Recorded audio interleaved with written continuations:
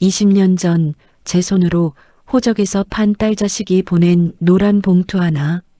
그 안엔 평생 구경도 못한 거액의 돈뭉치가 들어 있었습니다.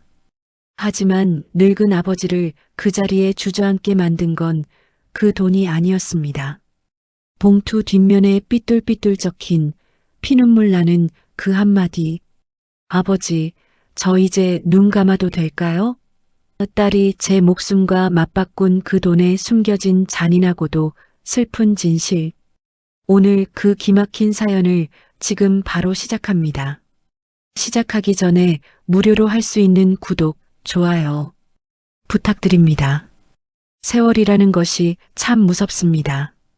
엊그제 같던 일들이 어느새 수십 년 전의 기억이 되어 가물가물해지고 빳빳하던 청년의 손등에는 거북이 등껍질 같은 주름이 깊게 패였습니다. 강원도 어느 산골 마을, 이름도 잘 알려지지 않은 이 작은 동네에서 박 노인은 고집불통 영감님으로 통합니다.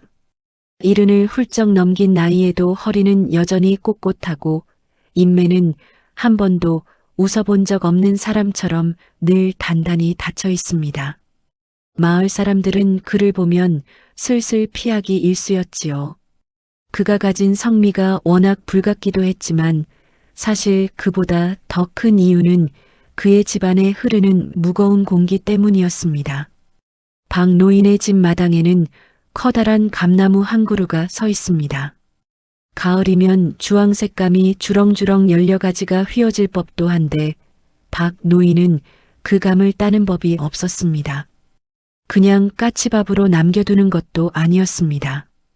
그저 그 나무를 볼 때마다 가슴 한구석이 짓눌리는 고통을 느끼며 멍하니 나무 아래 서 있을 뿐이었지요. 그 나무는 20년 전 그가 자신의 손으로 호적에서 파버린 막내딸 지영이가 가장 좋아하던 나무였습니다. 지영이는 박 노인의 금쪽 같은 막내였습니다. 위로 아들이 둘이나 있었지만 늦게 얻은 딸 자식이라 어찌나 애지중지 키웠던지 마을 사람들이 박 노인네 지영이는 발바닥에 흙 한 번 안 묻히고 크는구나 하고 시샘할 정도였습니다. 하지만 그 지진한 사랑이 독이 되었던 것일까요? 지영이가 대학을 졸업하기도 전에 데려온 사윗감이라는 녀석은 박 노인의 성에 차지 않았습니다. 가난한 집안의 장남에 앞날도 불투명해 보이는 그 청년을 박 노인은 절대로 허락할 수 없었습니다. 내 눈에 흙이 들어가기 전엔 절대 안 된다. 내가 저놈이랑 가겠다면 오늘부로 내 딸이 아니다. 그날의 고함은 20년이 지난 지금도 박 노인의 귓가에 쟁쟁하게 울립니다. 지영이는 눈물로 호소했지만 박 노인의 고집은 꺾이지 않았습니다.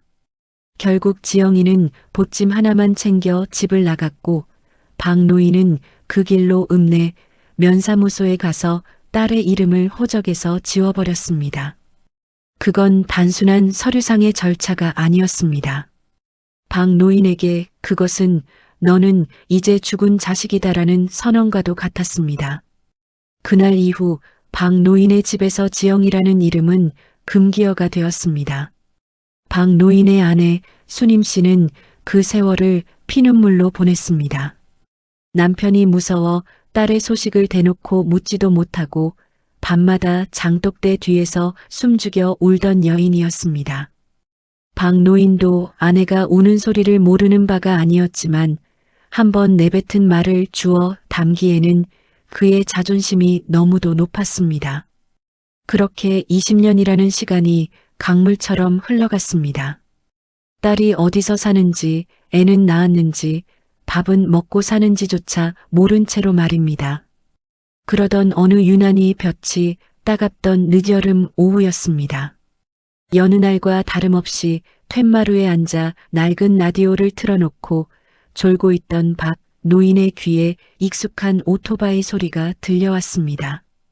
10년 넘게 이 마을 배달을 책임지고 있는 우체부 김 씨였습니다. 평소라면 대문 앞에 편지를 꽂아두고 갔을 김 씨가 그날따라 굳이 대문을 열고 마당까지 들어왔습니다. 어르신, 집에 계셨네요. 여기 등기 우편이 하나 왔습니다. 직접 받으셔야 해요. 박 노인은 무거운 몸을 일으켰습니다. 자식들이라고 해봐야 객지에서 제 살길 바쁜 아들놈들 뿐이고 명절에나 겨우 얼굴을 내비치는데 뜬금없이 웬 등기인가 싶었습니다. 박 노인은 돋보기를 찾아 쓰고 김 씨가 건네는 노란 봉투를 받아들었습니다. 보낸 사람 주소와 이름이 적힌 곳을 본 순간 박 노인의 손이 미세하게 떨리기 시작했습니다. 보낸 사람 박지영. 단 3글자였습니다. 20년 동안 단 한순간도 잊은 적 없지만 입 밖으로 내뱉는 순간 무너질까봐 꾹꾹 눌러 담았던 그 이름. 박 노인의 심장이 쿵쾅거리며 요동쳤습니다. 옆에서 빨래를 널고 있던 수님 씨도 지영이라는 소리에 손에 들고 있던 수건을 떨어뜨렸습니다. 두 노부부의 시선이 그 노란 봉투에 꽂혔습니다. 김 씨가 돌아간 뒤에도 박 노인은 한참을 마당 한가운데 멍하니 서 있었습니다. 임자, 지영이다. 지영이가 보냈어. 박 노인의 목소리는 갈라져 있었습니다. 수님 씨는 벌벌 떨리는 손으로 박 노인의 소매를 붙잡았습니다. 영감, 어서 열어보세요. 우리 지영이한테 무슨 일이 생긴 건 아니겠죠? 박 노인은 조심스럽게 봉투를 뜯었습니다. 20년의 세월만큼이나 묵직한 무게감이 손끝에 전해졌습니다. 봉투 안에는 두툼한 종이 뭉치가 들어 있었습니다. 그것을 꺼내어 확인한 순간 노부부는 숨이 멎는 듯한 충격을 받았습니다. 종이 뭉치는 편지가 아니라 빳빳한 5만 원권 현금 뭉치였습니다. 한눈에 봐도 수천만 원은 좋게 되어 보이는 큰 돈이었습니다. 도대체 이게 무슨 일인가 싶어 박 노인이 봉투 안을 다시 뒤져보았습니다. 현금 뭉치 사이에 접힌 편지 한 장이 보였습니다. 하지만 박 노인의 시선은 편지보다 먼저 돈 봉투 뒷면에 휘갈겨 쓰인 글귀에 머물렀습니다. 펜 끝에 힘을 주어 꾹꾹 눌러 쓴 그 글씨는 곳곳이 번져 있었습니다. 마치 글을 쓰는 사람이 눈물을 뚝뚝 흘리며 한자 한자 써내려간 것처럼 말입니다. 그 문구를 읽어내려가던 박 노인의 눈동자가 심하게 흔들렸습니다. 20년 전 딸을 내쫓으며 너 같은 건 내 자식도 아니니 다시는 아는 척도 하지 마라. 라고 소리쳤던 자신의 매정한 모습이 주마등처럼 스쳐 지나갔습니다. 그리고 그 모진 말에 대한 딸의 대답이 20년의 세월을 돌아 이 봉투 뒷면에 적혀 있었던 것입니다. 박 노인은 다리에 힘이 풀려 그 자리에 주저앉고 말았습니다. 수님 씨가 놀라 그를 부축했지만 박 노인은 대답할 힘조차 없었습니다. 그저 딸이 보낸 그 짧고도 강렬한 문장을 보고 또 볼 뿐이었습니다. 거기엔 박 노인의 인생 전체를 뒤흔들 만한, 그리고 지난 20년의 세월을 송두리째 무너뜨릴 만한 처절한 진심이 담겨 있었습니다. 하늘에서는 매미 소리가 자지러지게 들려오고 마당 한 구석의 감나무는 바람에 흔들리며 바스락 소리를 냈습니다. 20년 전 그날처럼 평화로운 오후였지만 박 노인의 가슴 속에는 거대한 해일이 밀려오고 있었습니다. 이제야 도착한 딸의 소식, 그리고 그 돈뭉치에 담긴 말로 다 할 수 없는 사연들. 과연 지영이는 그동안 어떻게 살아온 것일까요? 그리고 왜 하필 지금 이 거액의 돈과 함께 가슴을 후벼 파는 글귀를 남긴 것일까요? 박 노인은 떨리는 손으로 마침내 봉투 속에 든 편지를 펼쳤습니다. 이제 20년간 닫혀있던 진실의 문이 열리려 하고 있었습니다. 박 노인의 손등 위로 굵은 눈물 한 방울이 툭 떨어졌습니다. 평생 눈물이라고는 모르고 살았던 강팍한 노인의 눈에서 흐르는 그것은 회한이었고 또한 공포였습니다.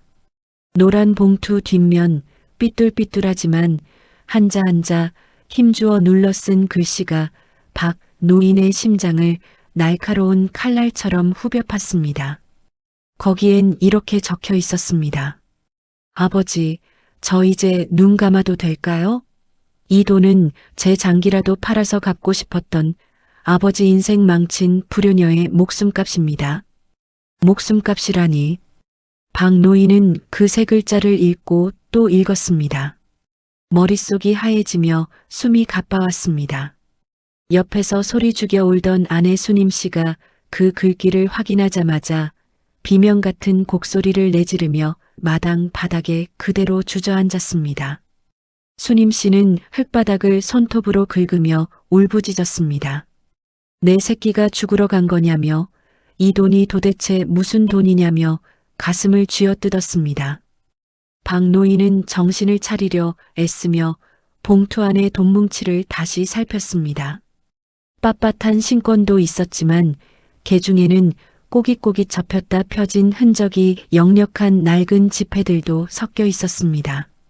10,000원짜리 몇 장, 5,000원짜리 몇 장까지 알뜰하게 모아둔 그 돈뭉치에서는 짙은 땀 냄새와 비릿한 삶의 냄새가 났습니다. 그것은 단번에 마련된 큰 돈이 아니었습니다. 누군가 식당에서 불판을 닦고 남의 집 화장실을 청소하며 잠 잘 시간 아껴가며 푼돈을 모으고 또 모아 만든 그야말로 고통의 결정체였습니다. 박 노인의 머릿속에 20년 전 그날의 기억이 선명하게 떠올랐습니다. 지영이가 그 가난한 청년과 도망치듯 집을 떠나던 날, 박 노인은 대문 밖으로 딸의 짐 보따리를 내던지며 모진 말을 퍼부었습니다. 내가 선택한 길이다. 가서 굶어 죽든 매를 맞고 살든 다시는 내 집 문턱 넘을 생각 마라. 너 같은 년은 내 자식도 아니다. 그때 지영이는 아무 말 없이 눈물만 닦으며 그 낡은 보따리를 품에 안고 어둠 속으로 사라졌습니다. 박 노인은 내심 믿고 있었습니다. 저렇게 고생하다 보면 결국 손발 다 들고 돌아와 빌겠지. 그러면 그때 못 이기는 척 받아주리라 생각했습니다. 하지만 지영이는 독했습니다. 1년이 지나고 5년이 지나고 10년이 흘러도 소식 한자 없었습니다. 박 노인은 시간이 흐를수록 딸에 대한 걱정보다는 괘씸함이 앞섰고 그 괘씸함은 다시 거대한 자존심의 벽이 되었습니다. 내가 먼저 찾을 줄 아느냐? 지가 배가 고파봐야 정신을 차리지. 그렇게 스스로를 세뇌하며 보낸 세월이 강산이 2번이나 변할 만큼 길었던 것입니다. 하지만 지금 손에 들린 이 돈과 절규 같은 글귀는 박 노인의 오판을 비웃고 있었습니다. 지영이는 굶어 죽지 않기 위해 돌아온 것이 아니었습니다. 아버지가 내던진 그 모진 말들을 가슴에 대못처럼 박아두고 그 못을 빼내기 위해 평생을 자기 자신을 갈아 넣으며 살았던 것입니다. 아버지 인생 망친 불효녀라는 딸의 고백은 사실 박 노인이 딸에게 주었던 가장 잔인한 형벌의 결과였습니다. 수님 씨가 떨리는 손으로 남편의 무릎을 흔들었습니다. 영감, 이거 가만히 있을 때가 아니에요. 우리 지영이 찾아야 해요. 목숨값이라니 이게 무슨 무서운 소리예요? 지영이가 죽으려고 작정하지 않고서야 어떻게 이런 글을 써요. 수님 씨의 목소리는 이미 제정신이 아니었습니다. 박 노인은 떨리는 손으로 봉투를 다시 뒤졌습니다. 돈뭉치 사이에서 작게 접힌 편지 한 장이 더 나왔습니다. 편지는 거친 종이 위에 급하게 쓰인 듯 했습니다. 박 노인은 돋보기를 고쳐 쓰고 흐려지는 시야를 닦아내며 편지를 읽기 시작했습니다. 아버지, 엄마. 불효녀 지영이에요. 20년 전 아버지가 제 이름 지우시던 날 저는 결심했어요. 아버지한테 당당하게 인정받는 딸이 되기 전까진 죽어도 돌아가지 않겠다고요. 그런데 세상 사는 게 참 마음 같지가 않네요. 그 사람하고 단칸방에서 시작해 안 해본 일이 없어요. 식당 설거지부터 공사장 막노동까지 몸이 부서져라 이래도 가난은 그림자처럼 저희를 따라다녔어요. 편지 내용은 처참했습니다. 지영이와 함께 떠났던 그 청년은 몇 년 전 병으로 세상을 떠났고 지영이는 홀로 어린 아들을 키우며 악착같이 버텨왔다는 소식이 적혀 있었습니다. 박 노인이 따뜻한 밥 먹고 편히 잠든 시간마다 딸은 차가운 냉방에서 아이를 끌어안고 울음을 삼켰을 터였습니다. 그래도 저는 아버지 원망 안 했어요. 제가 선택한 삶이니까요. 그런데 작년에 몸이 이상해서 병원에 갔더니 하늘도 무심하시지 제게 남은 시간이 얼마 없다고 하네요. 그 소식을 듣고 제일 먼저 생각난 게 아버지 얼굴이었어요. 제가 떠날 때 아버지가 그러셨죠? 너 때문에 내 인생이 잿더미가 됐다고. 그 말이 평생 제 가슴을 짓눌렀어요. 그래서 이 돈 어떻게든 마련해서 보내드려요. 제가 아버지 인생에 입힌 손해 이걸로 조금이나마 보상하고 싶어요. 박 노인은 더 이상 편지를 읽을 수 없었습니다. 눈물이 편지지를 적셔 글자가 번져갔습니다. 지영이가 보낸 이 돈은 단순히 경제적인 보상이 아니었습니다. 아버지가 준 상처를 치유받고 싶어 했던 죽어가는 딸의 마지막 몸부림이었습니다. 내가 잘못했다. 내가 죽일 놈이다. 박 노인은 입 밖으로 나오지 않는 말을 삼키며 가슴을 쳤습니다. 마당에 지는 노을은 피처럼 붉었습니다. 박 노인은 결심한 듯 자리에서 일어났습니다. 아직 늦지 않았기를 딸의 손을 단 한 번이라도 잡고 미안하다는 말을 할 시간이 남아있기를 간절히 기도했습니다. 그는 우체부 김 씨를 찾기 위해 아니 지영이가 우편을 보낸 그 주소지로 가기 위해 낡은 구두를 신었습니다. 그의 등 뒤로 가을바람이 차갑게 불어왔습니다. 20년의 침묵이 깨진 그날 박 노인의 진짜 여행이 시작되려 하고 있었습니다. 그것은 용서를 구하기 위한 여행이자 잃어버린 자식을 되찾기 위한 필사의 사투였습니다. 하지만 그는 알지 못했습니다. 지영이가 숨겨둔 비밀이 아직 더 남아있다는 것을, 그리고 이 돈뭉치 속에 섞인 진짜 목숨값의 의미가 무엇인지를 말입니다. 박 노인은 평생 이 산골 마을을 벗어난 적이 거의 없었습니다. 그에게 서울이란 뉴스를 통해서나 보는 복잡하고 시끄러운 남의 나라 이야기 같았습니다. 하지만 그날 밤 박 노인은 단 한숨도 자지 못한 채 낡은 가죽 가방을 꺼냈습니다. 서랍 깊숙이 넣어두었던 비상금을 챙기고 딸이 보내온 그 노란 봉투를 품 안쪽 주머니에 소중히 넣었습니다. 아내 수님 씨는 같이 가겠다고 울며 매달렸지만 박 노인은 단호했습니다. 혹시라도 딸이 집으로 돌아올지 모르니 당신은 집을 지키라는 것이었습니다. 사실은 이미 몸과 마음이 만신창이가 된 아내까지 데리고 그 먼 길을 떠날 자신이 없었기 때문이기도 했습니다. 새벽 안개가 자욱하게 깔린 마을 어귀에서 박 노인은 첫 차를 기다렸습니다. 매일 보던 산등성이와 들판이 오늘따라 유난히 낯설게 보였습니다. 20년 전 지영이가 이 길을 지나갈 때의 마음은 어떠했을지 박 노인은 비로소 짐작해 보았습니다. 그때 지영이의 나이는 고작 22이었습니다.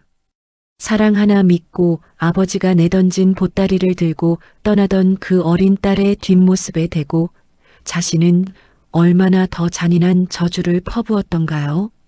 박 노인은 버스 차창에 비친 자신의 늙고 초라한 얼굴을 보며 깊은 한숨을 내뱉었습니다.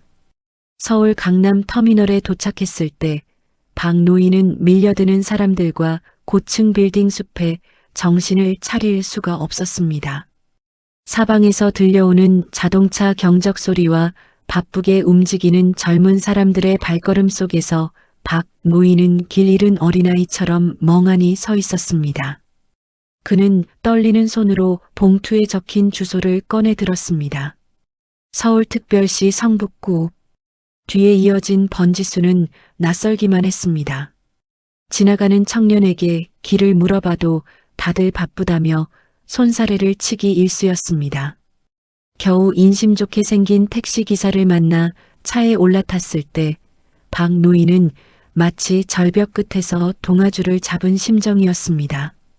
택시는 복잡한 도심을 지나고 차 한 대가 겨우 지나갈 법한 가파른 언덕길을 오르기 시작했습니다. 화려한 빌딩들은 사라지고 다닥다닥 붙은 낡은 집들이 나타났습니다. 담벼락에는 금이 가 있고 좁은 골목마다 버려진 물건들이 가득한 동네였습니다. 택시기사는 거울로 박 노인을 쳐다보며 한마디 건넸습니다. 어르신, 이 동네는 이제 곧 재개발한다고 다들 떠나는 곳인데 누구 찾으러 오셨나 봐요? 박 노인은 대답 대신 그저 고개만 끄덕였습니다. 지영이가 이런 곳에서 살고 있었다니 가슴이 미어지는 것 같았습니다. 내 집 마당의 감나무 한 그루보다 못한 좁은 골목길을 지영이는 매일 오르내렸을 것입니다. 마침내 주소지에 도착했을 때 박 노인 앞에는 낡은 붉은 벽돌 빌라 한 채가 서 있었습니다. 4층짜리 건물이었는데 외벽은 군데군데 페인트가 벗겨져 흉측한 모습이었습니다. 박 노인은 무거운 다리를 이끌고 계단을 오르기 시작했습니다. 한 층을 오를 때마다 숨이 턱 밑까지 차올랐지만 딸을 만날 수 있다는 희망 하나로 버텼습니다. 402호. 지영이의 이름이 적힌 문 앞에 섰을 때 박 노인의 손은 주체할 수 없을 정도로 떨렸습니다. 똑똑. 조심스럽게 문을 두드렸지만 안에서는 아무런 대답이 없었습니다. 다시 한번 조금 더 크게 두드려 보았으나 정적만이 흐를 뿐이었습니다. 박 노인은 문 손잡이를 돌려보았습니다. 문은 굳게 잠겨 있었습니다. 절망감이 엄습해올 때쯤 옆집 문이 끼익 소리를 내며 열렸습니다. 머리가 희끗한 아주머니 한 분이 고개를 내밀고 박 노인을 위아래로 훑어보았습니다.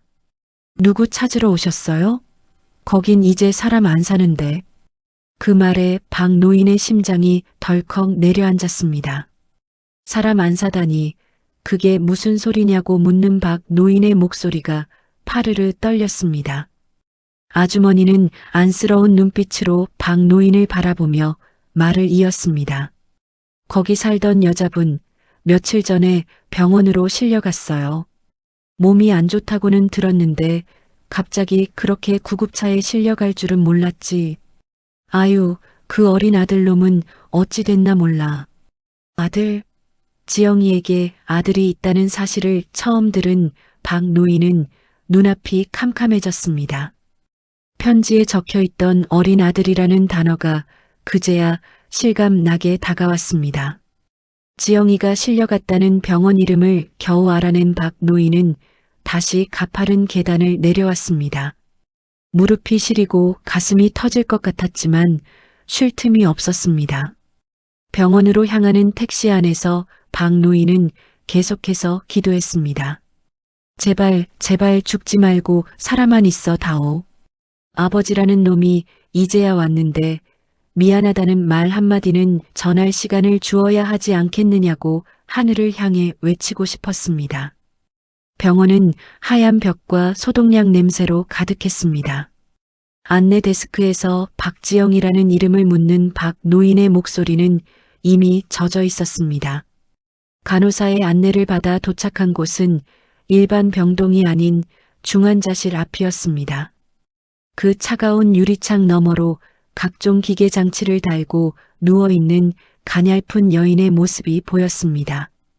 20년 만에 마주한 딸은 박 노인이 기억하던 그 생기 넘치던 모습은 온데간데 없고 앙상하게 뼈만 남은 체죽음의 그림자와 싸우고 있었습니다. 박 노인은 유리창에 손을 얹고 오열했습니다. 딸의 이름을 부르고 싶었지만 목소리가 나오지 않았습니다. 그때 누군가 박 노인의 옷자락을 조심스럽게 끌어당겼습니다. 고개를 숙여 내려다보니 초라한 옷차림을 한 10살 남짓한 소년이 서 있었습니다.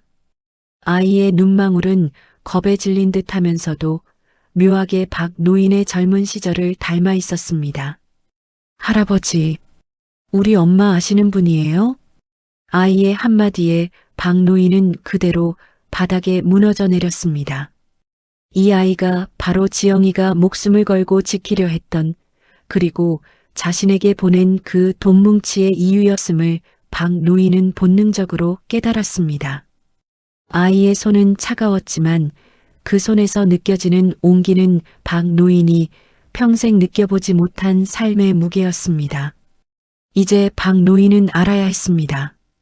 지영이가 왜 그토록 모진 세월을 견디며 아버지를 찾아오지 않았는지, 그리고 이 어린 손자와 함께 버텨온 지난 20년의 진짜 진실이 무엇인지를 말입니다. 병원 복도에는 무거운 정적만이 감돌았고 박 노인은 어린 손자의 어깨를 감싸 안으며 20년 전 자신이 버렸던 사랑의 조각들을 하나씩 맞추기 시작했습니다. 그것은 너무도 늦어버린 깨달음이었지만 동시에 새로운 생명을 지켜내야 한다는 노인의 마지막 사명이기도 했습니다. 중환자실 앞의 공기는 차갑고 무거웠습니다. 기계가 돌아가는 규칙적인 소음만이 정적을 깨고 있었고 박 노인은 그 소리가 마치 딸의 가느다란 생명줄이 타들어가는 소리처럼 들려 가슴이 조여왔습니다. 곁에 앉은 어린 손자 민수는 제 몸보다 훨씬 큰 낡은 점퍼를 걸친 채 작은 손으로 박 노인의 거친 손등을 만지작거렸습니다. 20년 만에 처음 만난 손자였지만 아이의 눈망울 속에는 지영이의 어린 시절 모습이 그대로 담겨 있었습니다. 박 노인은 목이 메어 겨우 입을 뗐습니다. 민수야, 내 엄마가 평소에 내 얘기를 하더냐? 아이는 잠시 머뭇거리더니 고개를 끄덕였습니다. 그리고는 품 안에서 낡은 수첩 하나를 꺼내 들었습니다. 가죽이 다 벗겨진 그 수첩은 지영이가 평생 보물처럼 간직해온 것이라고 했습니다. 민수는 수첩 갈피에서 빛바랜 사진 한 장을 꺼내 박 노인에게 보여주었습니다. 그것은 20년 전 지영이가 집을 떠나던 날 몰래 가져간 박 노인의 젊은 시절 사진이었습니다. 엄마는 매일 밤 이 사진을 보면서 울었어요. 제가 왜 울었냐고 물어보면 세상에서 제일 멋지고 무서운 호랑이 선생님이 여기 계신다고 했어요. 그분이 바로 제 할아버지라고요. 민수의 목소리는 덤덤했지만 그 속에 담긴 진실은 박 노인의 심장을 날카롭게 찔렀습니다. 박 노인은 자신이 딸에게 퍼부었던 모진 말들을 떠올렸습니다. 너 같은 건 내 자식이 아니라고, 다시는 아는 척도 하지 말라고 소리치며 대문을 걸어 잠갔던 자신의 모습이 괴물처럼 느껴졌습니다. 그런데 딸은 그 모진 아버지를 세상에서 제일 멋진 분으로 기억하며 아들에게 가르쳤던 것입니다. 민수는 이야기를 이어갔습니다.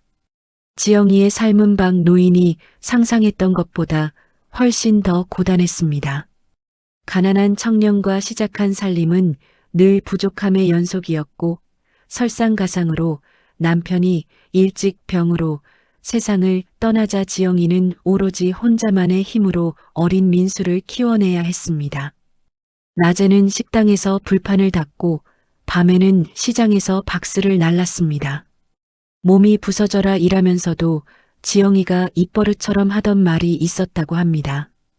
우리 민수는 할아버지 닮아서 꼿꼿하게 커야 한다. 엄마가 할아버지 가슴에 대못을 박아서 할아버지가 지금 많이 아프실 거야. 엄마는 그 빚을 다 갚기 전까진 할아버지 앞에 나타날 자격이 없어. 박 노인은 눈을 감았습니다. 지영이가 보낸 그 돈뭉치가 어떻게 모인 것인지 비로소 선명해졌습니다. 그것은 단순히 생활비를 아껴 모은 돈이 아니었습니다. 지영이는 매일 밤 고된 일을 마치고 돌아와 아버지가 자신에게 들여주었던 대학 등록금과 그동안 키워주신 은공을 계산하며 조금씩 돈을 모았던 것입니다. 아버지 인생 망친 불효녀라는 말은 자신의 선택으로 인해 아버지가 느꼈을 배신감과 상처를 평생 자신의 죄로 여기며 살았다는 고백이었습니다. 특히 민수가 들려준 이야기는 박 노인을 더욱 통곡하게 만들었습니다. 작년 가을 지영이가 쓰러지기 직전의 일이었다고 합니다. 지영이는 몸에 이상을 느꼈음에도 불구하고 병원비를 아껴 그 노란 봉투에 채워 넣었습니다. 자기를 위해 쓸 돈을 아버지를 향한 보상으로 바꾼 것이었습니다. 엄마가 그랬어요. 이 돈을 다 모으면 그때는 할아버지한테 가서 무릎 꿇고 용서 빌 수 있다고. 근데 돈을 다 모으기도 전에 엄마가 너무 아파졌어요. 그래서 마지막 남은 힘으로 그 편지를 쓰신 거예요. 할아버지가 이 돈을 받으셔야 엄마 마음의 짐이 풀릴 거라고요. 민수의 이야기가 끝날 무렵 박 노인의 옷소매는 이미 눈물로 듬뿍 젖어 있었습니다.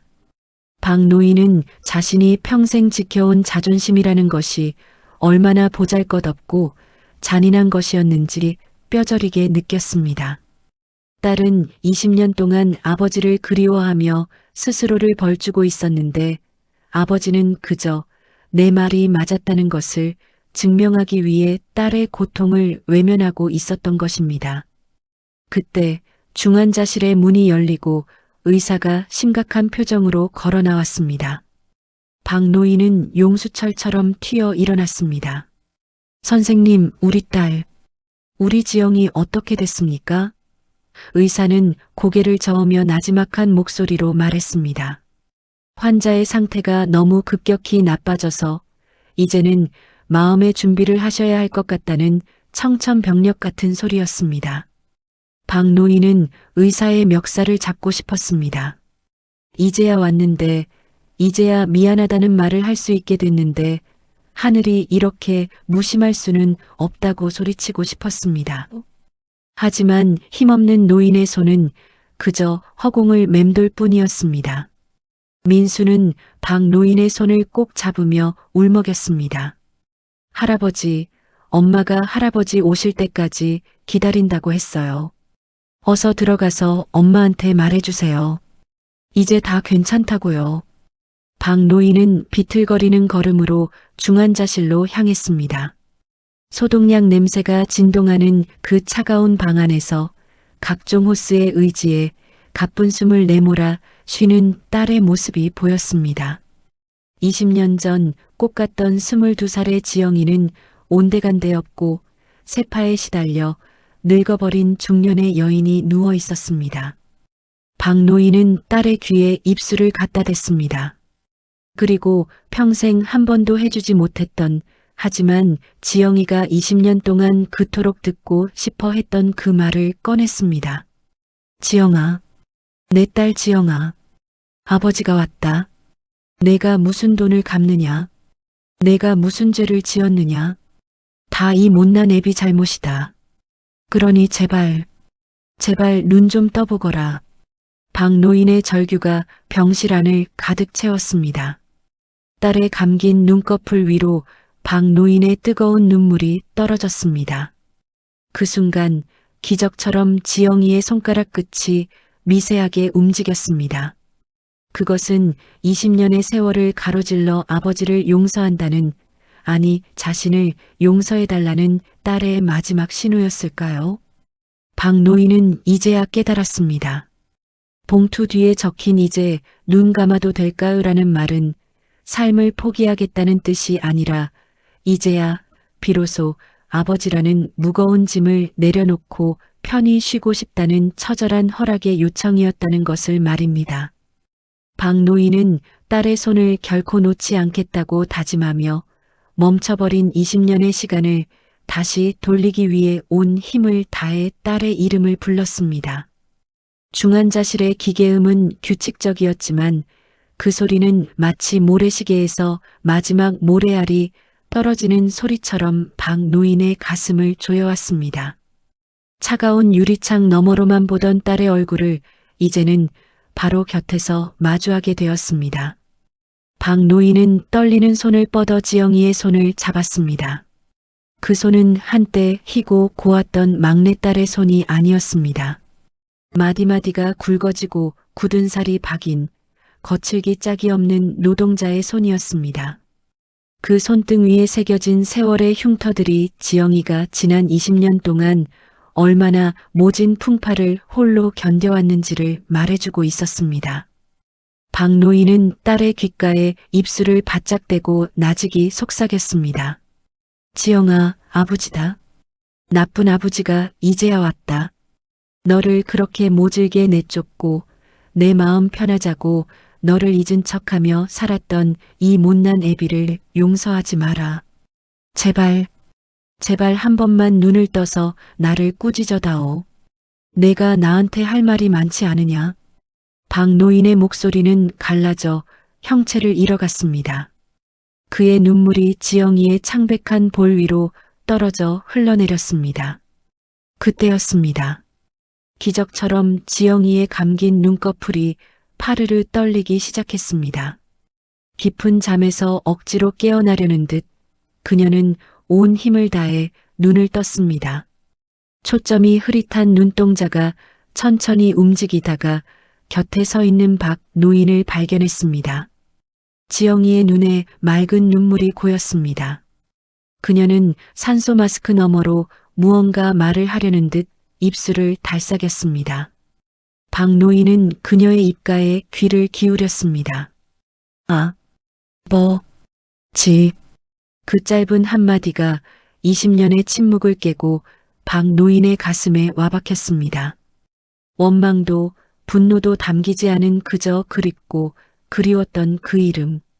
지영이는 가녀린 손가락 끝으로 박 노인의 거친 손을 꼭 쥐었습니다. 그것은 용서의 손짓이었고 동시에 부탁의 손짓이기도 했습니다. 지영이는 곁에서 울고 있는 아들 민수를 눈으로 쫓았습니다. 그녀의 눈빛에는 자식을 홀로 남겨두고 떠나야 하는 어미의 처절한 슬픔과 미안함이 가득 담겨 있었습니다. 박 노인은 딸의 마음을 읽었습니다. 걱정 마라, 지영아. 민수는 내가 거두마. 내 목숨이 붙어 있는 한 이 아이만큼은 내가 겪었던 고생 단 한 번도 겪지 않게 내가 책임지고 키우마. 그러니 아무 걱정 말고 이제 그만 편히 쉬거라. 박 노인의 약속을 들은 지영이의 얼굴에 아주 희미한 미소가 번졌습니다. 마치 평생을 짓눌러온 무거운 짐을 드디어 내려놓은 사람처럼 그녀의 표정은 더없이 평온해졌습니다. 그리고 잠시 후 요란하게 울리던 기계음이 단조로운 긴 소리로 변했습니다. 지영이의 손에서 힘이 스르르 빠져나갔습니다. 20년 만에 다시 만난 딸은 그렇게 아버지를 용서한다는 말 한마디를 남기고 다시는 돌아올 수 없는 먼 길을 떠나버렸습니다. 민수의 오열 소리가 병실 안을 가득 채웠고 박 노인은 딸의 식어가는 몸을 끌어안고 짐승 같은 울음을 터뜨렸습니다. 미안하다, 지영아. 내가 정말 미안하다. 늙은 아버지의 뒤늦은 참회는 차가운 병실 벽에 부딪혀 공허하게 흩어질 뿐이었습니다. 장례는 조용하고 쓸쓸했습니다. 박 노인의 아내 수님 씨는 딸의 사망 소식에 실신하여 고향 집에서 올라오지도 못했습니다. 박 노인은 상주복을 입은 어린 민수의 곁을 지키며 묵묵히 빈소를 지켰습니다. 딸이 남긴 낡은 유품들을 정리하던 중 박 노인은 지영이가 보냈던 그 노란 봉투 안에 숨겨져 있던 또 다른 쪽지 하나를 발견했습니다. 그것은 돈을 모으기 시작한 첫날부터 지영이가 기록해온 가계부와 같은 일기장이었습니다. 그 일기장 첫 장에는 이렇게 적혀 있었습니다. 오늘 첫 월급을 받았다. 10원 한 장 허투루 쓰지 않고 모아서 아버지께 가져다 드려야지. 아버지가 나를 내쫓으실 때 하신 말씀, 너 때문에 내 인생이 망가졌다는 그 말씀, 그 말이 사실이 아니라는 걸 증명해드리고 싶다. 아버지가 주신 사랑만큼 아니, 그보다 더 많이 갚아드리고 나서야 나는 아버지의 딸로 돌아갈 수 있다. 박 노인은 그 글귀를 읽으며 가슴을 쳤습니다. 지영이는 아버지를 원망한 것이 아니었습니다. 오히려 아버지의 상처를 치료해주지 못한 자신을 평생 자책하며 살았던 것입니다. 돈뭉치에 묻어있던 그 비릿한 땀 냄새는 딸이 흘린 사죄의 눈물이었고, 봉투 뒤에 적힌 목숨값이라는 말은 아버지를 향한 딸의 마지막 사랑의 맹세였습니다. 장례를 모두 마치고 박 노인은 민수의 손을 꼭 잡고 병원 문을 나섰습니다. 서울의 하늘은 지영이가 떠난 날처럼 무심하게도 푸르기만 했습니다. 박 노인은 품 안에서 딸의 유골함을 소중히 감싸 안았습니다. 민수야, 이제 우리 집으로 가자. 내 엄마가 그토록 그리워하던 그 감나무 밑으로 가자. 민수는 할아버지의 옷자락을 잡고 고개를 끄덕였습니다. 기차에 올라탄 박 노인은 창밖으로 빠르게 지나가는 풍경을 바라보았습니다. 그는 이제 평생 지켜온 고집과 자존심을 모두 버렸습니다. 남은 생은 오로지 딸이 남긴 이 어린 생명을 지키는데 바치기로 결심했습니다. 그것이 지영이에게 속죄하는 유일한 길이며 딸이 그토록 원했던 아버지의 인생을 다시 세우는 길임을 깨달았기 때문입니다. 기차는 북쪽으로 지영이의 고향으로 달렸습니다. 차창 너머로 지는 노을을 보며 박 노인은 나직이 은조렸습니다. 지영아, 고생 많았다. 이제는 내 꿈속에서라도 마음껏 웃고 마음껏 투정 부리거라. 내 아들은 이 애비가 목숨 걸고 지키마. 노인의 젖은 눈가에 비친 노을빛이 딸의 마지막 미소처럼 따뜻하게 빛나고 있었습니다. 기차는 쉼없이 달려 어느덧 낯익은 풍경 속으로 박 노인을 데려다 놓았습니다. 멀리 보이는 산등성이와 옹기종기 모여있는 마을 집들은 예나 지금이나 변함이 없었지만 그 풍경을 바라보는 박 노인의 마음은 며칠 전과는 전혀 딴판이었습니다. 품 안에는 20년 만에 돌아오는 딸 지영이가 차가운 가루가 되어 안겨 있었고, 한 손에는 딸이 남긴 유일한 핏줄인 민수의 작은 손이 쥐어져 있었습니다. 기차역에서 마을로 들어가는 버스 안에서 박 노인은 창밖을 보며 연신 마른 세수를 했습니다. 이 아이를 데리고 마을에 들어섰을 때 쏟아질 수만 가지 말들을 감당할 수 있을지 스스로에게 묻고 또 물었습니다. 버스 정류장에 내리자 시큼한 흙냄새와 가을 풀벌레 소리가 두 사람을 맞이했습니다. 민수는 낯선 환경이 무서운지 박 노인의 옷자락을 더욱 꽉 움켜쥐었습니다. 마을 어기 평상에 앉아있던 동네 노인들이 하나둘 고개를 들어 박 노인을 쳐다보았습니다. 며칠간 집을 비웠던 박 노인이 웬 어린아이를 데리고 나타나니 호기심 많은 시골 사람들의 눈이 반짝거렸습니다. 아이고, 박 영감님 아니요? 어디 멀리 갔다 온다더니 그 애는 누구래? 그러게 말이여. 손주 녀석인가? 아들네 애들은 다 컸을 텐데. 수군거리는 소리가 박 노인의 귓가를 스쳤습니다. 평소 같았으면 남의 일에 신경 끄라며 버럭 호통을 쳤을 박 노인이었지만 이상하게도 그날은 입술만 꾹 다물 뿐 아무런 대꾸도 나오지 않았습니다. 그저 민수의 손을 잡은 손에 힘을 주며 묵묵히 길을 재촉했습니다. 마을 사람들은 박 노인의 가슴에 소중히 안긴 보자기에 쌓인 유골함을 보며 범상치 않은 일이 벌어졌음을 직감했습니다. 20년 전 집을 나갔던 그 집 막내딸에 대한 소문이 다시금 수면 위로 떠오르기 시작한 것입니다. 언덕길을 올라 드디어 대문 앞에 섰습니다. 낡은 대문은 며칠 사이 더 빛바래 보였고 마당 한 구석의 감나무는 여전히 주황색 열매를 매단 채 서 있었습니다. 박 노인이 대문을 밀고 들어가자 툇마루에 넋이 나간 듯 앉아있던 아내 수님 씨가 비틀거리며 일어났습니다. 딸의 사망 소식을 듣고 며칠째 곡기를 끊었던 수님 씨의 얼굴은 반쪽이 되어 있었습니다. 수님 씨의 시선은 가장 먼저 박 노인의 가슴에 안긴 하얀 보자기 유골함에 머물렀습니다. 아이고, 지영아, 내 새끼야. 수님 씨는 짐승 같은 울음을 터뜨리며 마당으로 기어 나왔습니다. 20년을 기다린 딸이 한 줌의 재가 되어 돌아온 현실 앞에서 애미의 심장은 갈갈이 찢어 발겨졌습니다.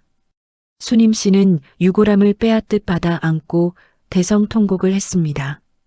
그 서슬 퍼런 울음소리가 담장을 넘어온 마을로 퍼져나갔습니다.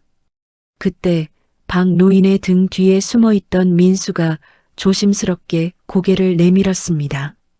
울고 있는 할머니를 겁에 질린 눈으로 바라보던 민수가 작은 목소리로 입을 뗐습니다. 할머니, 울지 마세요. 엄마가 할머니 많이 보고 싶어 했어요. 수님 씨의 울음소리가 뚝 멈췄습니다. 눈물로 범벅이 된 눈을 비비며 수님 씨는 민수를 쳐다보았습니다. 아이의 얼굴에서 지영이의 어린 시절이 겹쳐 보였습니다. 동그란 이마, 오뚝한 콧날, 그리고 슬픔을 머금은 그 깊은 눈망울까지. 수님 씨는 떨리는 손을 뻗어 민수의 얼굴을 어루만졌습니다. 내가 지영이 아들이냐? 우리 지영이가 남기고 간 내 강아지냐? 민수는 말없이 고개를 끄덕였고 수님 씨는 아이를 으스러지도록 끌어안았습니다. 마당에는 세 사람의 흐느낌만이 가득했습니다. 박 노인은 그 모습을 바라보며 마당 한구석에 털썩 주저앉았습니다. 20년 전 자신의 고집 때문에 끊어버렸던 핏줄의 끈이 이렇게 다시 이어지고 있었습니다. 하지만 그 대가는 너무도 가혹했습니다. 딸의 생명과 바꾼 이 만남이 박 노인의 가슴을 천근 무게로 눌렀습니다. 이튿날부터 마을에는 온갖 소문이 돌기 시작했습니다. 박 노인네 죽은 줄 알았던 딸이 돈뭉치를 보내고 죽었다더라. 저 아이가 그 딸이 밖에서 낳아온 자식이라더라. 박 노인이 그 돈을 탐내서 아이를 데려온 거라더라 하는 모진 말들이 담벼락을 타고 넘실거렸습니다.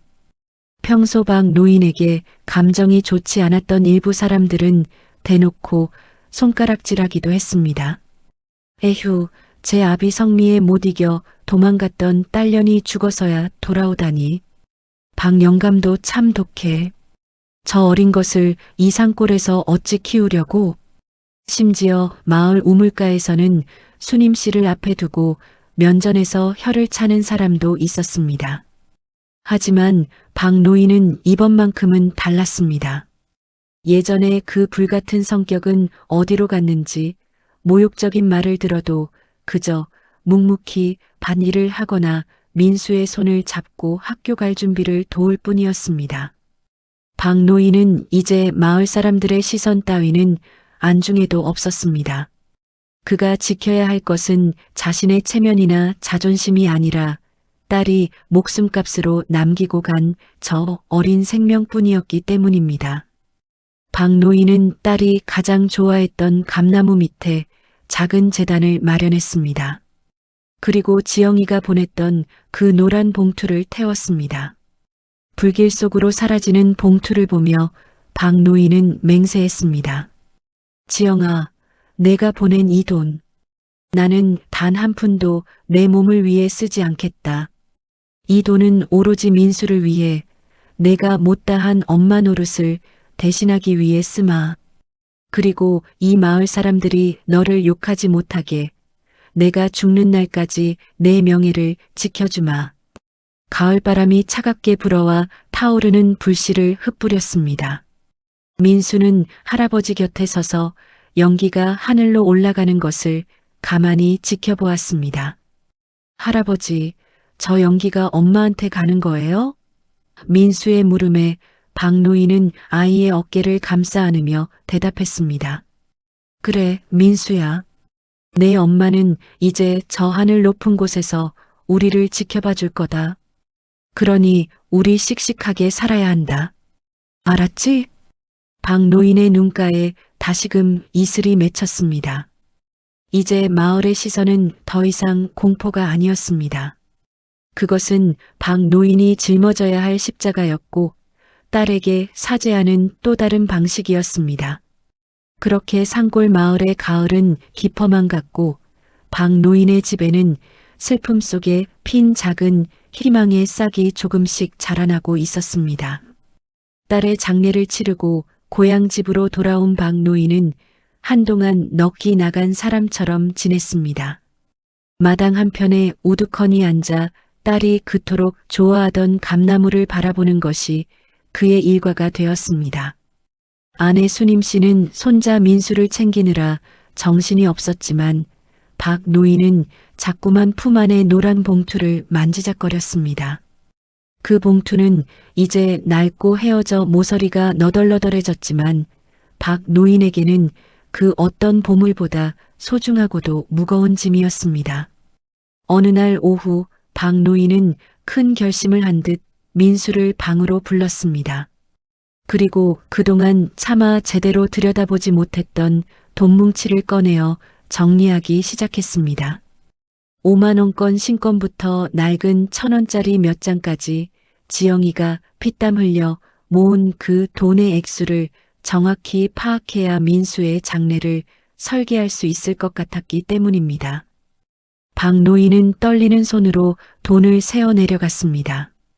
그런데 돈뭉치를 한 장 한 장 넘기던 박 노인의 손이 어느 지점에서 멈칫했습니다. 돈뭉치 가장 안쪽 빳빳한 고무줄로 묶여있던 서류 뭉치 하나가 딸려 나왔습니다.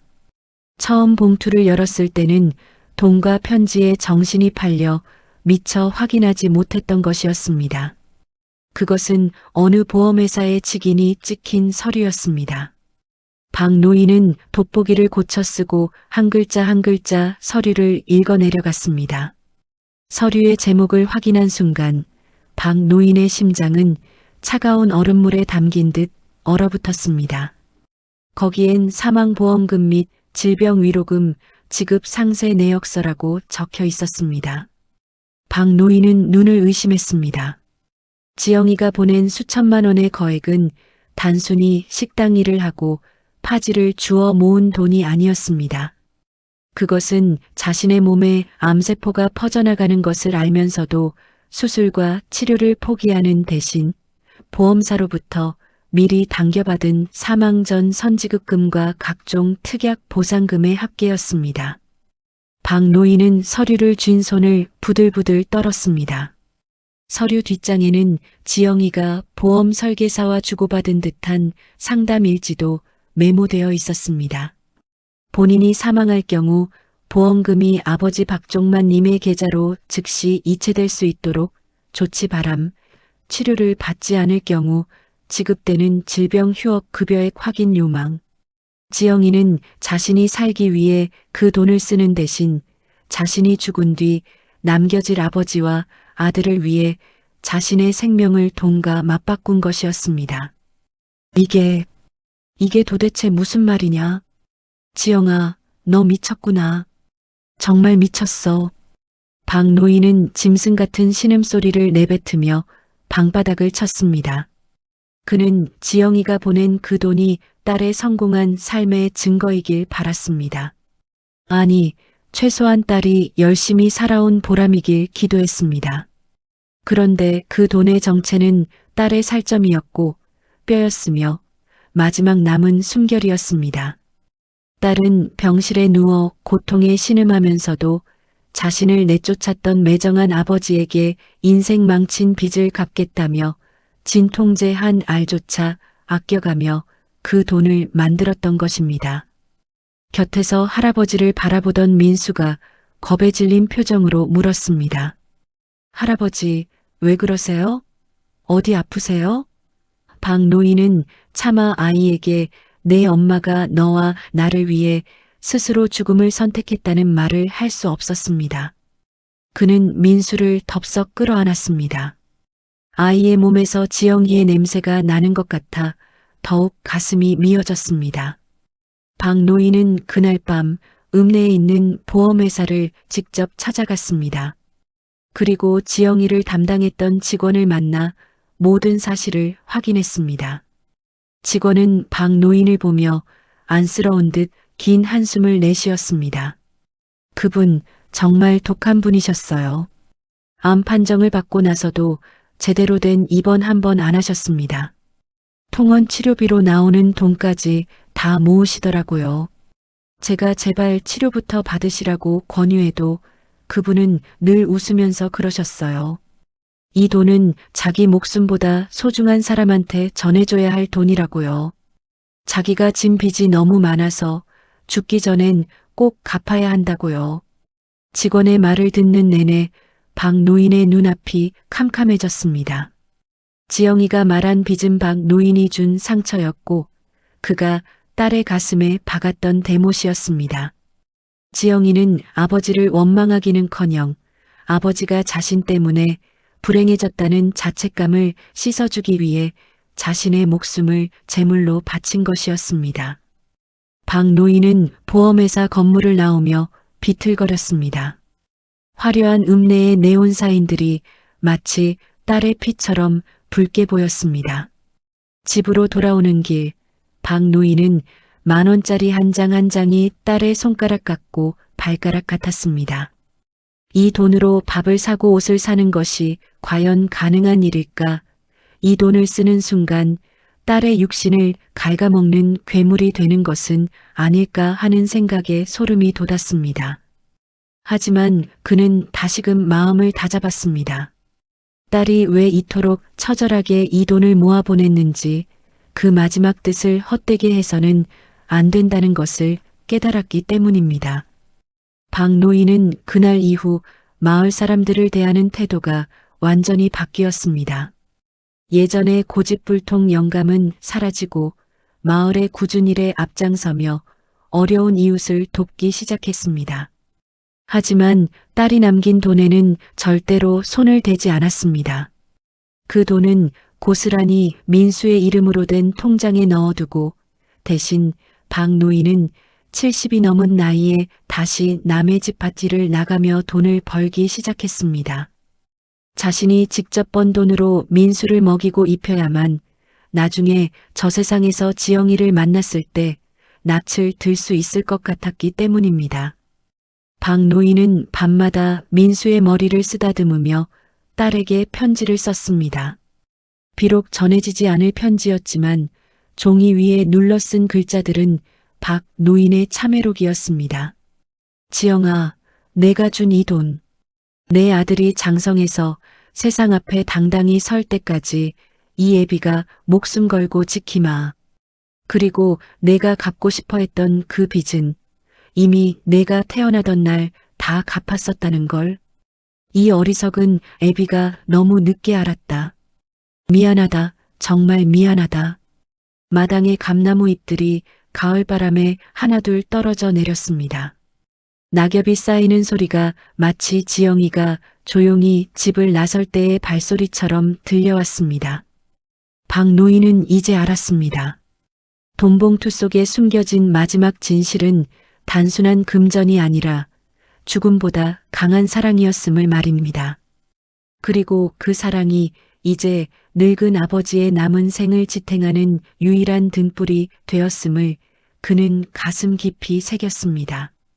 가을이 깊어질수록 산골의 아침 공기는 칼끝처럼 매서워졌습니다. 박 노인은 매일 아침 일찍 일어나 민수의 책가방을 챙기고 서툰 솜씨로 아이의 점퍼 지퍼를 끝까지 올려주었습니다. 20년 만에 다시 시작된 육아는 고단했지만 박 노인은 이른 아침 안개를 뚫고 학교로 향하는 민수의 뒷모습을 보며 하루를 버틸 힘을 얻곤 했습니다. 하지만 평화로워 보이는 마을 이면에는 여전히 차가운 시선들이 가시처럼 돋아나 있었습니다. 시골 마을의 소문은 발이 달린 괴물과 같아서 자고 일어나면 엉뚱한 살이부터 온 동네를 휘젓고 다녔습니다. 지영이가 보낸 돈이 보험금이었다는 사실을 알리 없는 마을 사람들은 여전히 그 돈의 출처를 두고 비아냥거렸습니다. 화류계에서 번 돈이라더라. 어디 큰 부잣집 가정 파탄 내고 받아온 위로금이라더라. 하는 입에 담지 못할 소문들이 우물가와 노인정을 중심으로 퍼져나갔습니다. 박 노인은 귀를 닫고 살려 애썼지만 그 화살은 결국 아무 죄 없는 어린 민수에게로 향했습니다. 어느 날 오후였습니다. 학교에서 돌아올 시간이 훌쩍 넘었는데도 민수의 모습이 보이지 않았습니다. 박 노인은 걱정스러운 마음에 마을 어귀까지 마중을 나갔습니다. 저 멀리 동네 아이들의 웃음소리와 함께 무언가 실랑이를 벌이는 소리가 들려왔습니다. 박 노인이 발걸음을 빨리해 다가가 보니 동네 아이들 서너 명이 민수를 둘러싸고 놀려대고 있었습니다. 야, 너네 엄마가 나쁜 짓 해서 번 돈으로 너 여기 온 거라며? 우리 엄마가 너랑 놀지 말래. 너네 엄마 죽은 것도 할아버지가 무서워서 도망갔다가 벌 받은 거라며? 아이들의 철없는 말은 어른들의 추악한 대화를 그대로 옮겨놓은 것이었습니다. 민수는 흙바닥에 주저앉아 엉망이 된 책가방을 꼭 껴안은 채 고개를 푹 숙이고 있었습니다. 울음을 참느라 어깨가 가늘게 떨리고 있었습니다. 아이 중 하나가 민수의 가방을 발로 툭 치며 거지 주제에 할아버지가 돈 많다고 자랑하냐? 라고 소리치는 순간 박 노인의 가슴 속에서 뜨거운 불덩이가 치밀어 올랐습니다. 평소 같았으면 당장이라도 호통을 치며 아이들을 쫓아버렸을 박 노인이었습니다. 하지만 그는 걸음을 멈추고 잠시 생각했습니다. 여기서 화를 내면 민수는 이 마을에서 영영 무서운 할아버지를 둔 외톨이가 될 뿐이었습니다. 박 노인은 깊게 숨을 들이마시고 천천히 아이들에게 다가갔습니다. 박 노인의 그림자가 아이들 머리 위로 드리워지자 아이들은 겁에 질려 뿔뿔이 흩어지려 했습니다. 얘들아, 잠시만 기다려보렴. 박 노인의 목소리는 의외로 부드러웠습니다. 그는 주머니에서 며칠 전 읍내 장터에서 사온 사탕 몇 알을 꺼내 아이들에게 건넸습니다. 민수가 엄마를 잃고 마음이 많이 아파서 그래. 너희가 민수랑 사이좋게 지내주면 할아버지가 나중에 더 맛있는 거 사주마. 민수 엄마는 아주 훌륭한 사람이었단다. 나중에 너희가 크면 알게 될 거야. 박 노인의 차분한 대응에 아이들은 머쓱한 듯 사탕을 받아들고 도망치듯 자리를 떴습니다. 아이들이 사라지자 민수는 참았던 울음을 터뜨렸습니다. 할아버지, 나 서울 갈래. 여기 싫어. 사람들이 다 엄마 욕해. 엄마는 나쁜 사람 아니잖아. 나 때문에 고생만 하다가 죽었는데. 민수의 절규는 박 노인의 가슴에 대못을 박았습니다. 박 노인은 흙투성이가 된 손자의 얼굴을 거친 손으로 닦아주었습니다. 민수야, 할아버지 봐라. 저기 보이는 산이 왜 저렇게 든든한 줄 아느냐? 비가 오고 바람이 불어도 그 자리를 지키기 때문이란다. 사람들이 뭐라고 떠들든 우리는 우리 자리를 지키면 돼. 내 엄마가 너를 여기까지 보낸 건 이 땅의 흙을 밟고 단단하게 크길 바라서였단다. 박 노인은 민수를 등에 업고 집으로 향했습니다. 60이 넘은 노인에게 10살 아이의 무게는 상당했지만 박 노인은 한 걸음 한 걸음 힘주어 내디뎠습니다. 등 뒤에서 느껴지는 민수의 작은 심장 소리가 딸 지영이의 목소리처럼 들리는 듯 했습니다. 그날 저녁 박 노인은 마을 이장 집을 찾아갔습니다. 그리고 이장 앞에 딸의 그 낡은 통장과 보험 서류 일부를 내려놓았습니다. 이장, 내가 평생 이 마을에서 고집 피우며 산 거 미안하네. 하지만 내 딸 지영이만큼은 욕하지 말아주게. 이 돈, 내 딸이 자기 목숨값으로 받아온 걸세. 병원비 한 푼 안 쓰고 참아가며 모은 돈이라고. 이 돈이 어떤 돈인지 마을 사람들에게 좀 알려주게. 내 욕은 얼마든지 해도 좋지만 죽은 내 딸 명예만큼은 내가 지켜야겠네. 박 노인의 눈에는 서슬퍼런 진심이 담겨 있었습니다. 이장은 서류를 훑어보더니 깊은 한숨을 내쉬었습니다. 박 영감님, 제가 생각이 짧았습니다. 소문이라는 게 원래 고약한 법인데 제가 나서서 막았어야 했습니다. 걱정 마십시오. 이제 어느 누구도 지영이 양과 민수를 함부로 말하지 못하게 하겠습니다. 다음 날부터 마을의 분위기는 조금씩 변하기 시작했습니다. 박 노인의 진심이 이장을 통해 전달되었는지 우물가에서 수군거리던 여인들은 박 노인을 보면 안쓰러운 눈길을 보냈고 동네 청년들은 묵묵히 밭일을 하는 박 노인의 곁에 와서 흘기를 돕기도 했습니다. 무엇보다 민수의 학교 생활이 조금씩 밝아졌습니다. 어른들의 태도가 바뀌자 아이들도 자연스레 민수에게 손을 내밀기 시작한 것입니다. 하지만 상처받은 어린 영혼이 치유되는 데는 시간이 걸리는 법이었습니다. 민수는 한동안 밤마다 악몽을 꾸며 자다가 일어났습니다. 그럴 때마다 박 노인은 아이를 품에 안고 등을 토닥였습니다. 괜찮다, 민수야. 할아버지가 여기 있다. 내 엄마도 여기서 너를 지켜보고 있단다. 어느덧 산골 마을에는 첫눈이 내리기 시작했습니다. 하얀 눈송이가 감나무 가지 위에 소복이 쌓이는 모습을 보며 박 노인은 문득 깨달았습니다. 마을 사람들의 텃세와 오해는 결국 자신의 차가웠던 지난 세월이 부메랑이 되어 돌아온 것이었음을 말입니다. 그는 이제 남을 원망하기보다 자신이 먼저 손을 내미는 법을 배워가고 있었습니다. 민수는 마당에 쌓인 눈을 뭉쳐 작은 눈사람을 만들었습니다. 그리고 그 옆에 더 작은 눈사람 하나를 더 만들었습니다. 이건 나고 이건 엄마예요. 할아버지가 우리 둘을 지켜주고 계시니까 이제 춥지 않아요. 민수의 해맑은 웃음소리가 눈 내리는 고요한 마당에 울려 퍼졌습니다. 박 노인은 그 모습을 보며 지영이가 보낸 돈봉투 뒤의 문구를 다시 떠올렸습니다. 이제 눈 감아도 될까요? 아니다, 지영아. 이제야 비로소 눈을 똑바로 뜨고 살아야겠다. 내가 남긴 이 어린 새싹이 아름드리 나무가 되는 걸 볼 때까지 이 하레비는 절대로 쓰러지지 않으마. 박 노인의 다짐은 차가운 겨울 공기를 뚫고 딸이 잠든 감나무 밑으로 깊이 스며들었습니다. 텃세와 오해의 계절은 가고 이제 진정한 가족의 의미를 찾아가는 혹독하지만 따뜻한 겨울이 성큼 다가와 있었습니다. 산골의 겨울은 소리 없이 깊어갔습니다. 마당의 감나무 가지 위로 하얀 눈꽃이 피고 지기를 반복하던 어느 날 마을의 정적을 깨는 낯선 자동차 한 대가 박 노인의 집 대문 앞에 멈춰 섰습니다.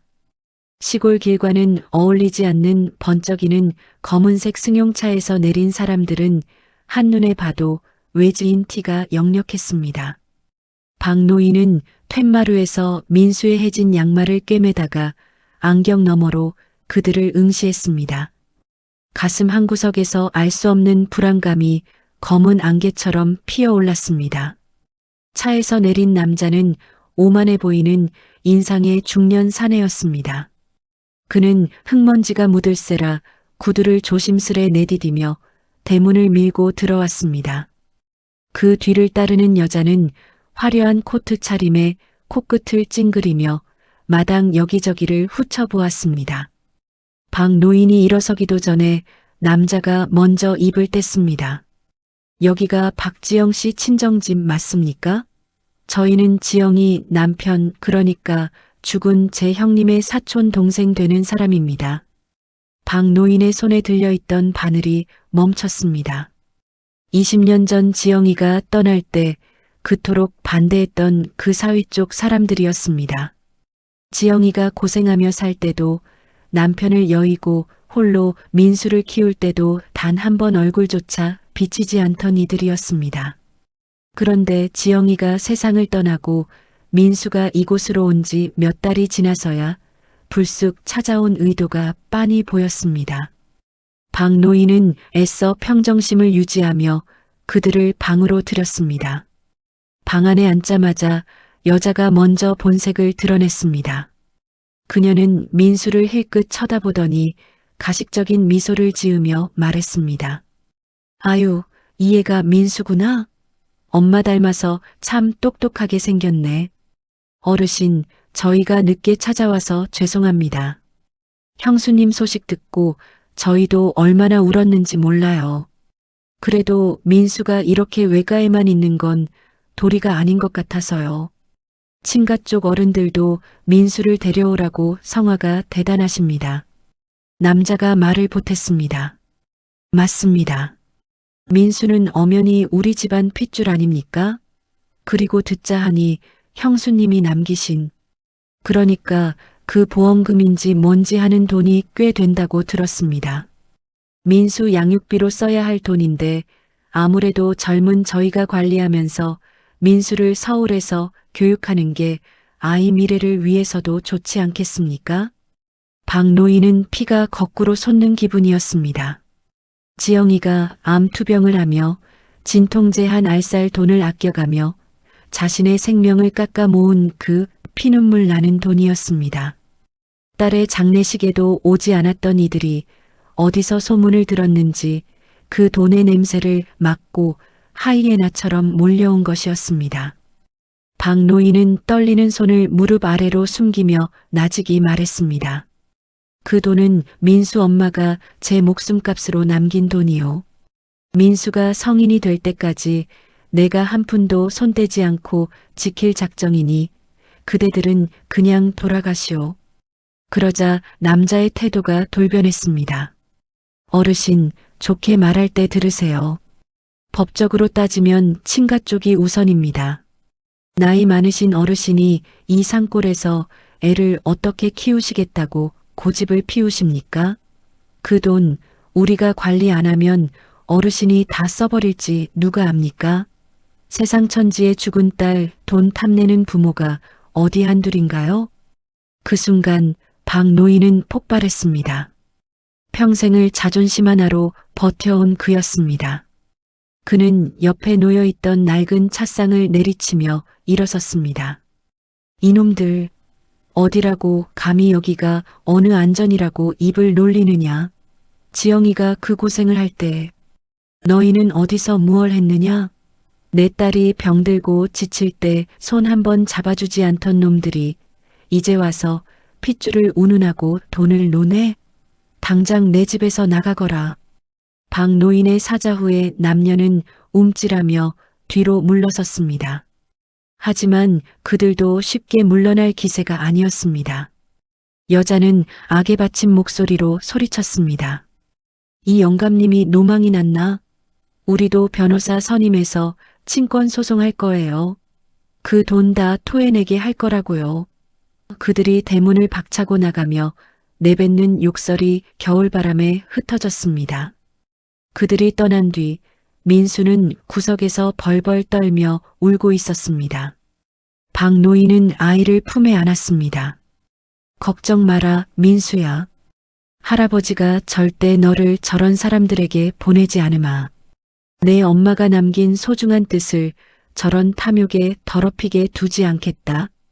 박 노인은 아이를 달랬지만 심장은 불안하게 요동치고 있었습니다. 법이라는 것을 모르는 노인에게 그들의 협박은 큰 바위처럼 무거웠습니다. 그날 밤 박 노인은 잠든 민수의 얼굴을 보며 뜬 눈으로 밤을 지새웠습니다. 만약 법대로 해서 민수를 뺏기게 되면 어쩌나 지영이가 남긴 그 소중한 돈이 저들의 유흥비로 사라지면 어쩌나 하는 생각에 가슴이 미어지는 것 같았습니다. 박 노인은 결심했습니다. 이대로 당하고만 있을 수는 없었습니다. 그는 다음 날 새벽 다시 한번 읍내로 향했습니다. 이번에는 보험회사가 아니라 지영이가 생전에 도움을 받았던 사회복지사와 법률 상담소를 찾아가기로 한 것입니다. 박 노인은 굽은 허리를 펴고 차가운 새벽 공기를 가르며 걸었습니다. 그는 이제 더 이상 무기력한 노인이 아니었습니다. 딸이 남긴 마지막 유산인 민수와 그 목숨값을 지키기 위한 최후의 전쟁을 시작한 전사였습니다. 그는 상담소에서 지영이가 남긴 편지와 보험 서류, 그리고 그동안 민수를 키워온 기록들을 하나하나 정리했습니다. 특히 지영이가 보낸 돈봉투 뒤에 적힌 그 절박한 문구는 딸이 아버지를 유일한 보호자로 지정했다는 가장 강력한 증거가 될 것이었습니다. 위기는 여기서 끝이 아니었습니다. 소문을 들은 마을 사람 중 일부는 그래도 친가 쪽이 힘이 있으면 애를 보내는 게 낫지 않겠냐며 박 노인의 마음을 흔들기도 했습니다. 심지어 그 사촌 동생이라는 자들은 마을까지 다시 찾아와 박 노인을 흠집내는 유언비어를 퍼뜨리기도 했습니다. 하지만 박 노인은 흔들리지 않았습니다. 오히려 그럴수록 민수에게 더 정성을 쏟았고 마을 이장과 주민들에게 진실을 호소했습니다. 여러분, 보십시오. 제 딸이 왜 저에게 이 돈을 보냈겠습니까? 친가 쪽에서 외면당하고 홀로 죽어갈 때 마지막으로 기댈 곳은 이 못난 애비밖에 없었기 때문입니다. 이 아이와 이 돈은 제 딸이 저에게 맡긴 마지막 목숨입니다. 제가 죽는 한이 있어도 이것만큼은 지켜내야 합니다. 박 노인의 절규 섞인 호소에 마을 사람들도 하나둘 마음을 돌려 박 노인의 편에 서기 시작했습니다. 이장은 탄원서를 작성해 마을 사람들의 서명을 받기 시작했고 학교 선생님도 민수가 할아버지와 함께 있을 때 가장 안정적이라는 소견서를 써주었습니다. 하지만 탐욕에 눈먼 자들의 공격은 더욱 거세졌습니다. 그들은 급기야 법원에서 보낸 통지서를 박 노인의 손에 쥐어주었습니다. 친권 및 양육권 지정 소송이 시작된 것이었습니다. 박 노인은 떨리는 손으로 그 종이를 받아들었습니다. 눈앞이 캄캄해지고 다리에 힘이 풀렸지만 그는 다시금 어금니를 꽉 깨물었습니다. 지영아, 지켜봐다오. 이 애비가 이번만큼은 절대 도망치지 않으마. 내가 준 이 마지막 기회를, 이 소중한 아이를 내 목숨보다 더 귀하게 지켜내마. 박 노인은 돋보기를 고쳐 쓰고 법원 서류의 어려운 글자들을 한자 한자 읽어내려가기 시작했습니다.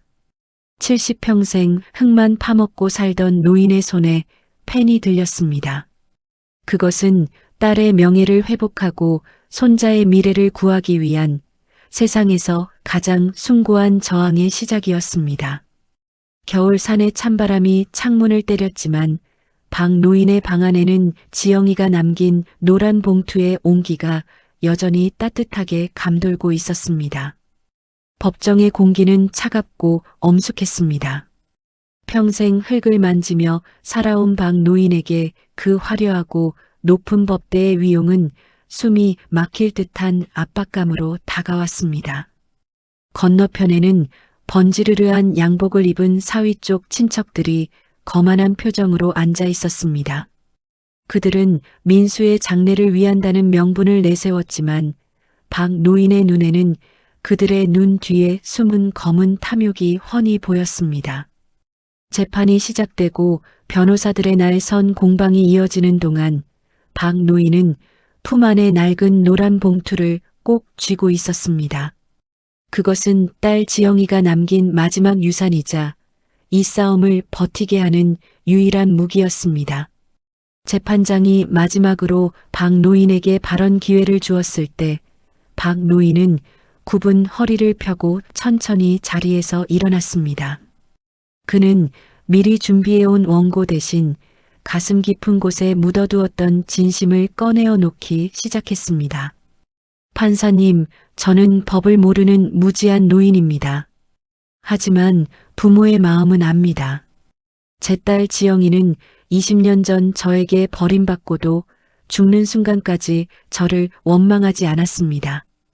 오히려 자신의 목숨을 깎아 모은 이 돈을 보내며 제 인생을 망쳐 미안하다고 빌었습니다. 여기 계신 저분들은 핏줄을 말하지만 지영이가 병들고 지칠 때 어디에도 없었습니다. 이 돈은 단순한 금전이 아닙니다. 제 딸의 살점이고 피눈물입니다. 저는 이 아이와 이 돈을 저런 탐욕스러운 손길에 넘겨줄 수 없습니다. 그것은 제 딸을 2번 죽이는 일입니다.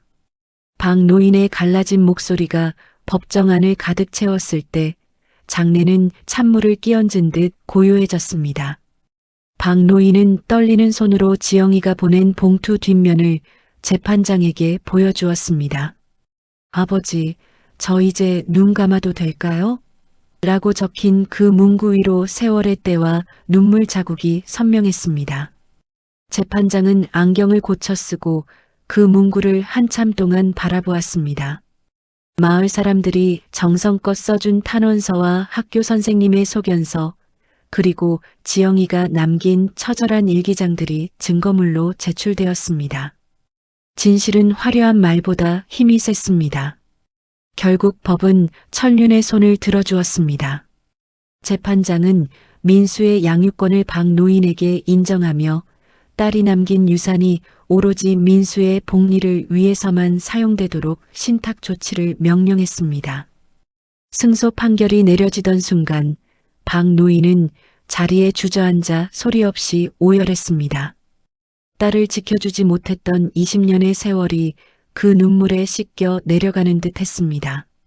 사촌 동생이라는 자들은 분을 이기지 못한 채 법정을 빠져나갔지만 박 노인은 그들의 뒷모습조차 보지 않았습니다. 그의 눈에는 오직 법정 밖 복도에서 할아버지를 기다리던 어린 민수만이 보일 뿐이었습니다. 겨울이 지나고 산골 마을에도 어김없이 봄이 찾아왔습니다. 꽁꽁 얼어붙었던 땅이 녹아내리며 연두빛 새싹들이 고개를 내밀기 시작했습니다. 박 노인의 마당 한 구석에 서 있는 커다란 감나무에도 파릇파릇한 잎들이 돋아났습니다. 지영이가 그토록 좋아하던 그 나무는 이제 딸의 넋이 깃든 수호신처럼 마을을 굽어보고 있었습니다. 박 노인은 이제 더 이상 고집불통 영감이 아니었습니다. 그는 매일 아침 민수의 손을 잡고 학교까지 바래다주며 이웃들에게 먼저 인사를 건넸습니다. 마을 사람들도 이제는 박 노인네 사연을 제 일처럼 안타까워하며 민수를 위해 맛있는 반찬을 날라다 주곤 했습니다. 박 노인은 딸이 남긴 돈에 끝내 손을 대지 않았습니다. 그는 여전히 낡은 옷을 입고 이웃집 밭일을 도우며 민수의 학비를 벌었습니다.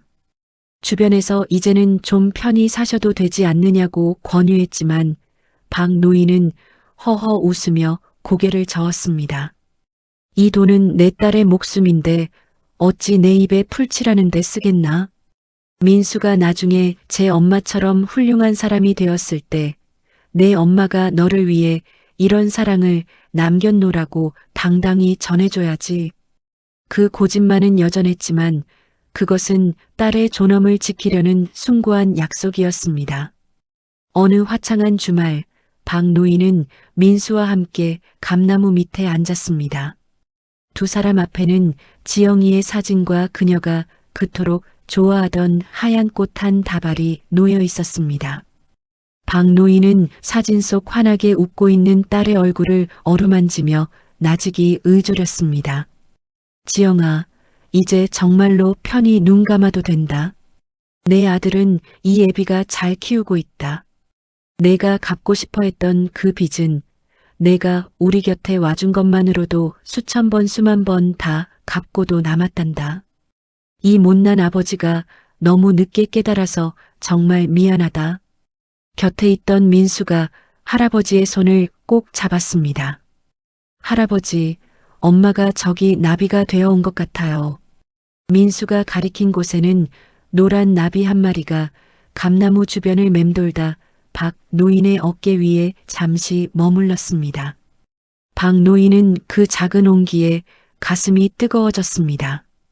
그것은 딸 지영이가 보내는 마지막 인사이자 아버지를 향한 영원한 용서의 손길처럼 느껴졌습니다. 박노인은 이제야 비로소 20년 동안 자신을 가두었던 죄책감의 감옥에서 벗어날 수 있었습니다. 세월은 강물처럼 흘러갈 것입니다. 민수는 할아버지의 사랑을 먹고 자라 어느덧 듬직한 청년이 될 것이고 박 노인의 머리 위에는 더 많은 서리가 내려앉을 것입니다. 하지만 이 마당의 감나무만은 매년 주황빛 열매를 맺으며 이 집안의 사연을 기억할 것입니다. 돈봉투 뒤에 적혔던 피눈물 나는 그 한마디는 이제 슬픔이 아닌 죽음보다 강한 사랑의 증표로 남았습니다. 박노인은 민수를 품에 안고 지는 노을을 바라보았습니다. 세상은 여전히 험난하고 가끔은 모진 바람이 불어오겠지만 이제 그는 두렵지 않았습니다. 사랑하는 사람을 잃었지만 그보다 더 큰 사랑의 가치를 배웠기 때문입니다. 산골 마을의 봄밤은 깊어갔고 박노인의 집 창가에서는 따뜻한 등불이 새어 나오고 있었습니다. 그것은 용서받은 자의 평온함이자 새로운 생명을 지켜가는 늙은 수호자의 고귀한 등불이었습니다. 지영아, 고맙다. 내 딸로 태어나줘서 정말 고맙다. 바람에 흔들리는 감나무 잎소리가 마치 딸의 대답처럼 들려오는 평화로운 봄밤이었습니다. 20년의 침묵과 갈등, 그리고 눈물로 얼룩졌던 한 가족의 잔혹한 동화는 그렇게 아름답고 눈부신 용서의 대서사시로 막을 내렸습니다. 이제 남겨진 이들의 가슴 속에는 딸이 남긴 그 빳빳한 지폐보다 훨씬 더 값진 사랑의 유산이 영원히 마르지 않는 샘물처럼 흐르고 있을 것입니다.